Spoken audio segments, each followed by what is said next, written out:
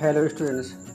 Students, today we will discuss the remaining part of chapter The Rise of Nationalism. And today we will start from the heading The Making of Germany and Italy. So let's we start today class.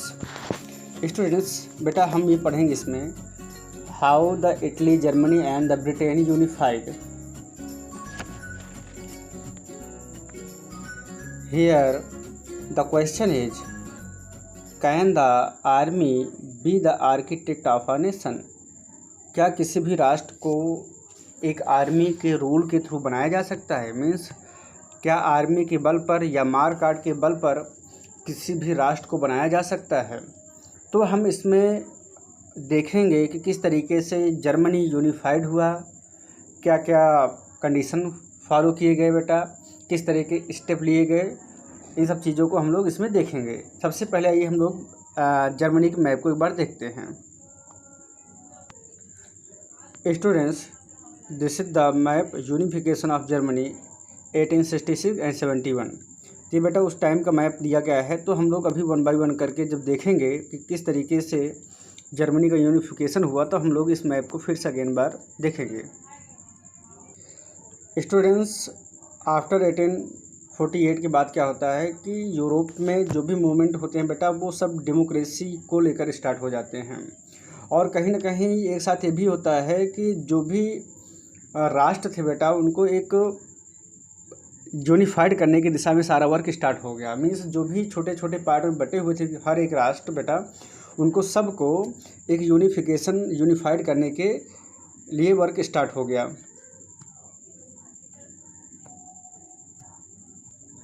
और अगर देखा जाए तो फिर Germany और Italy क्या होते हैं बेटा, एक नेशन स्टेट बन करके उभर के सामने आते हैं। अब हम बात करते हैं बेटा जर्मनी की। स्टूडेंट्स, जो मूवमेंट स्टार्ट किए गए उनमें से सब लोग उसको सपोर्ट कर रहे थे। यहाँ तक कि जो लैंड ओनर थे, जिनको बेटा जंकर्स बोला जाता था, वो भी इसको सपोर्ट कर रहे थे। तो बेटा कई बार एक नंबर के क्वेश्चन पूछा गया है मल्टीपल में, हु वाज जंकर्स, ठीक है ना। तो your answer is land owners of the प्रसिया। तो होता क्या है बेटा कि जो प्रसिया था, इसी ने स्टार्ट किया मूवमेंट जर्मनी को यूनिफाइड करने के लिए। It's chief minister Ottoman Bismarck. आप इसको ध्यान रखिएगा कि प्रसिया के जो चीफ मिनिस्टर थे बेटा, वो ओटोमन बिस्मार्क थे। उन्होंने ही एक प्रकार से आप कह सकते हो बीड़ा उठाया इसको यूनिफाइड करने का। Was the architect of this process carried out with the help of the Prussian army and the bureaucracy. 3 wars were 7 years. 3 वार लड़े गए बेटा 7 सालों में with Austria, Denmark and the France. अब देखिए बेटा, ऑस्ट्रिया, डेनमार्क और फ्रांस से क्यों लड़ा गया? देखिए होता क्या है कि ये सभी लोग कहीं ना कहीं जर्मनी के कुछ पोर्शन पर कब्जा करके बैठे थे, और इन्हीं से ही जर्मनी को छुड़ा करके और फिर उसको यूनिफाइड करना था। तो इस तरीके से यहाँ पर बहुत संघर्ष होता है, वो भी 7 सालों तक युद्ध चलता है। Ended in the Prussian victory and completed the process of unification in January 1871। आपको इसको ध्यान में रखना है, in which year the Italy Germany became a unified nation. Your answer is 1871। The Prussia king William first proclaimed German emperor in the ceremony held at the Versailles. और बेटा जब Germany unified हो जाता है तो वहाँ पर बहुत कुछ सुधार किए जाते हैं, जैसे कि modernising of the currency, banking, legal and judicial system in the Germany. Prussian measures and practices often became model for the rest of the Germany. तो कुल मिलाकर के बहुत सारा सुधार किया जाता है जर्मनी में।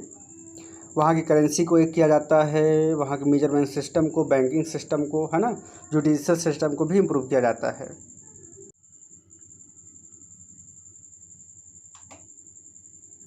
बेटा अब हम लोग देखेंगे प्रसिया ने किस तरीके से कौन कौन से वार लड़ करके जर्मनी को यूनिफाइड किया। जैसे आपको पता है कि जर्मनी के जो चांसलर थे बेटा ओटोमन बिस्मार्क, इन्होंने 3 मेन वार को लड़ा। पहला था डेनमार्क के साथ में, दूसरा था ऑस्ट्रिया, तीसरा था फ्रांस। डेनमार्क के साथ में जो लड़े बेटा 1864 में, ऑस्ट्रिया के साथ में 1866 में एंड फ्रांस के साथ में 1870 में। Prussia led the complete and process of unification. Prussia ने ही यूनिफाइड किया जर्मनी को, अभी हमने आपको बुक में बताया बेटा। In 1871 Prussia king Kaiser William first was proclaimed the German emperor. The new state place a strong emphasis on the modernising currency, banking, legal and judicial. अब हम देखते हैं बेटा the role of Bismarck. Otto von Bismarck का हम देखते हैं। Ottoman Bismarck was a great leader of the Prussia and also chief ministers. He was born in 1815 and he started the job as a civil service officer. In 1862, William first appointed him chief minister of the प्रसिया। देखिए इनमें बेटा quality थी और ये एक अच्छे शासक थे, इसीलिए विलियम फर्स्ट ने इनको चीफ मिनिस्टर वहाँ का बनाया, प्रसिया का। He played a very important role to unification of Germany. He unified Germany by following his blood and iron policy through 3 wars in a 7 year। देखिए इनका ये मानना था कि अगर हम जीत सकते हैं तो केवल तलवार के बल पर ही हम जीत सकते हैं, ठीक है ना। खून और लौह की नीति, मतलब होता है कि आप तलवार चलाओ, खून बह रहा है तो बहने दीजिए। तो मतलब इसमें इनका मानना यही था कि हम बिना शक्ति के, बिना पावर के हम किसी भी चीज़ को यूनिफाइड नहीं कर सकते हैं, जो आज इतने सालों से यूनिफाइड नहीं है। This is the image of Ottoman Bismarck. Now next point we discuss Italy unification or the Italy unified। अब देखिए बेटा हम लोग इटली यूनिफाइड के विषय में देखेंगे। जिससे आपने देखा जर्मनी का, स्पेशली बेटा जर्मनी को यूनिफाइड करने में बेटा बहुत ज़्यादा टाइम लग गया। और देखिए होता क्या है कि हर एक एरिया को कोई ना कोई बेटा कब्जा करके बैठा ही रहता है, ठीक है ना। और उन एरिया को जब आपको यूनिफाइड करना होता है तो जो लोग उस पर कब्जा करके बैठे रहते हैं बेटा उनसे फिर आपको वार लड़ना पड़ता है, तब कहीं जा कर के आपका हर एक राष्ट्र स्वतंत्र होता है। और ये एक सामान्य काम नहीं होता है। सबसे पहले आपको अपनी पावर गेन करनी पड़ती है, आपको हर उस पावर से बड़ा बनना पड़ता है जो आपके एरिया पे कब्जा करके बैठा रहता है, ठीक है ना। तो अब हम लोग देखेंगे बेटा इटली का यूनिफिकेशन। देखिए बेटा इटली भी 7 स्टेट में डिवाइड था, ठीक है ना। और Italian language had not acquired one common form. और इटालियन लैंग्वेज भी इटली देश में नहीं बोली जाती थी, मतलब उसको प्रेफरेंस नहीं मिलती थी, जबकि बहुत सारी मेनी रीजनल लैंग्वेजेस थी, है ना, और जिनमें बहुत ज़्यादा वेरिएशन थे। तो वहाँ पर क्या था बेटा, जोसेफ मेजनी, काउंट काबूर जो कि चीफ मिनिस्टर थे बेटा सर्डेनिया पिडमाउंट के, and the Joseph Garibaldi led the movement to unified the regions of Italy. इतने लोगों ने मिलकर के बेटा इटली को यूनिफाइड करने का वर्क स्टार्ट किया। अब होता क्या है कि यूनिफिकेशन ऑफ इटली में इटली को 7 वार अप्रोक्सीमेटली 6 वार लड़ने पड़ते हैं। अब देखिए क्या था, सबसे पहले इन्होंने फाइट किया तो लोम्बार्डी को अपने मिलाया 1859 में। फिर इन्होंने फाइट किया बेटा तो इटली का जो सेंट्रल एंड सदर्न पार्ट था उसको इन्होंने मिलाया, ठीक है ना। फिर सिलेसिया एंड नेपल्स को इन्होंने मिलाया बेटा 1860 में, और वेनेटिया को इन्होंने बेटा 1866 में, रोम को बेटा 1870 में। जब बेटा उन्होंने रोम को मिला लिया तब इनका यूनिफिकेशन कंप्लीट हो जाता है। तो यहाँ पर लिखा गया है, आप देखिए लास्ट में बेटा होता क्या है कि रोम कैपिटल बनती है इटली की, एंड विक्टर इमैनुअल सेकेंड को एम्परर बनाया जाता है यूनिफाइड इटली का, and count काबूर became the chief minister of Italy. तो इस तरीके से बेटा इतने प्रोसेस में जाकर के इटली का यूनिफिकेशन होता है। अब बेटा हम लोग देखेंगे the strange case of the Britain. जैसे ये है वैसे हम ब्रिटेन को भी चेक करेंगे। आइए एक बार हम जरा इटली का मैप चेक करते हैं कि उसमें क्या दिया गया है, किस तरीके से मर्ज होता है सब कुछ। स्टूडेंट्स यहाँ पर कुछ चीज़ें हमारे लोगों के बड़ी काम की हैं, जैसे कि Italy was divided into 7 states of which only one Sardinia Piedmont was ruled by the Italian princely. इसलिए सर्डेनिया पिडमाउंट ने ही बीड़ा उठाया था इटली को यूनिफाइड करने का। अब देखिए जैसे जो नॉर्थ एरिया था ऑस्ट्रेलियन हब्सबर्ग उसको बेटा गवर्न करते थे। The central was ruled by the pope and the southern reason were under the domination of the bourbon Kings of the Spain. Bourbon Kings वही बेटा जर्मनी वाले, है ना, फ्रांस वाले। तो उनके कुछ लोग स्पेन में भी रहते थे उनकी जाति के। Even the Italian language had not acquired, ये आपको हमने बताया ही। तो इस तरीके से अगर आप देखिए बेटा, तो यहाँ पर हम लोग देखते हैं मैप को, जिसमें आप देख सकते हैं, बहुत अच्छे से समझ सकते हैं कि किस तरीके से इटली यूनिफाइड नहीं था, तब कैसे था, और आफ्टर द यूनिफिकेशन। आप यहाँ पर देख लीजिए बेटा,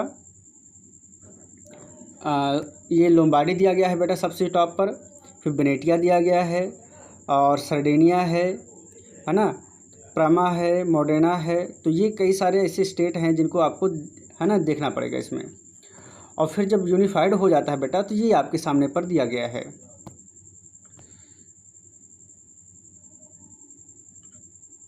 अब आप देख लीजिए कलर, है ना, तो ये 1866 है, फिर 1855, तो इस तरीके से करके पूरा इटली यूनिफाइड हो जाता है। हमने आपको बताया कि प्रोसेस में भी, बट आपको एक बार मैप देख लेंगे तो बेटा कंफर्म हो जाएगा। Now students, we discuss the strange case of the Britain. देखिए बेटा, जैसे आपने देखा कि इटली 7 स्टेट में डिवाइड था, तो ऐसे ब्रिटेन भी बेटा 4 स्टेट में डिवाइड था, ठीक है ना। और ब्रिटेन को यूनिफाइड करने के लिए इंग्लैंड ने ही वर्क स्टार्ट किया। तो आइए हम लोग समझते हैं इसमें। एथनिक ग्रुप में डिवाइड था, such as the English, Welsh, Scot and the Irish. All of these ethnic groups had their own culture and political tradition. और ये सभी जो 4 देश थे छोटे मोटे, इनके सबके अपने कल्चर थे बेटा, इनके अपने पॉलिटिकल ट्रेडिशन थे।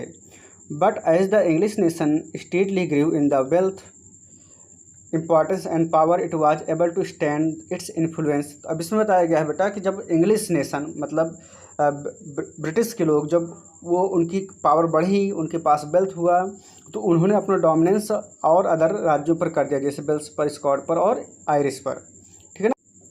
The English parliament which has seized power from the monarchy in 1688।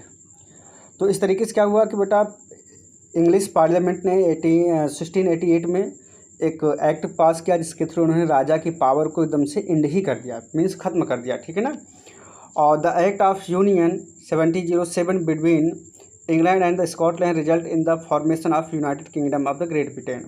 और 1707 में एक्ट पास करके स्कॉटलैंड को मिला लिया जाता है। और मीन्स इस आप समझिए बेटा कि इसके पहले आयरिश और वेल्स पहले से मिला लिए गए थे, फिर जाकर के एक United kingdom of great Britain का निर्माण होता है। तो इस तरीके से कुछ चेंजेज होते हैं। आइए हम लोग ध्यान देते हैं अपने बेटा नोट्स पर। जैसे कि the symbol of the nation, Union Jack बनाया गया, national anthem, God save our noble kings. मतलब जब ग्रेट ब्रिटेन बन गया बेटा, तो वहाँ पर क्या किया गया कि जो नेशनल सिंबल था, मतलब जो राजा का सिंबल था, उसको हटा दिया गया, एक नया फ्लैग लॉन्च किया गया, यूनियन जैक जिसको बोलते हैं बेटा। नेशनल एंथम बनाया गया, जिसका नाम रखा गया the God save our noble king. English language को बेटा डोमिनेंट लैंग्वेज बनाई गई, है ना। तो इस तरीके से कुछ चेंजेस किए गए बेटा। आप इसका स्क्रीनशॉट रख लीजिए, आपको नोट्स बनाने में बहुत ही हेल्प मिलेगी। और यहाँ पर हमने बेटा इसको अच्छे से डिफाइन कर दिया है। ओके स्टूडेंट्स, आई होप कि आपको आज का वीडियो बेटा बहुत ही पसंद आएगा। आज हम लोगों ने काफ़ी कुछ कवर किया बेटा। वीडियो थोड़ा लंबा हो जाता है, बट आप लोग मान चलिए कि हम हर उस पॉइंट को कवर करते हैं जो आपके लिए बहुत ही ज़रूरी है, ठीक है ना बेटा।